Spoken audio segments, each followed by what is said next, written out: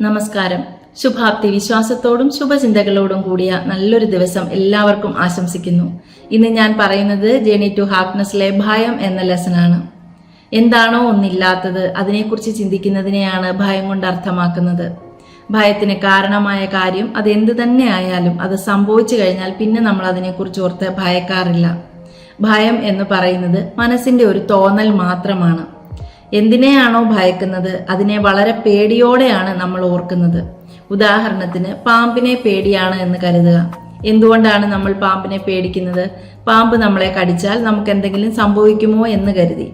യഥാർത്ഥത്തിൽ പാമ്പ് അവിടെ വന്നിട്ടുമില്ല, നമുക്കൊന്നും സംഭവിച്ചിട്ടുമില്ല. ഇത് നമ്മൾ നമ്മളുടെ മനസ്സിൽ സൃഷ്ടിക്കുന്ന ഭാവനയാണ്. വെറും സാങ്കല്പികമായ കാര്യങ്ങളെ ഓർത്ത് ഭയക്കാതെ സ്നേഹിക്കാനും നമുക്ക് കഴിയും. സ്നേഹവും വെറുപ്പും രണ്ടും സാങ്കല്പികമായ കാര്യങ്ങളാണ്. സ്നേഹിക്കുമ്പോഴാണ് നമുക്ക് നമ്മുടെ മനസ്സിൽ സന്തോഷം കണ്ടെത്താൻ കഴിയുന്നത് എങ്കിൽ എല്ലാത്തിനെയും സ്നേഹിക്കാൻ പഠിക്കുക.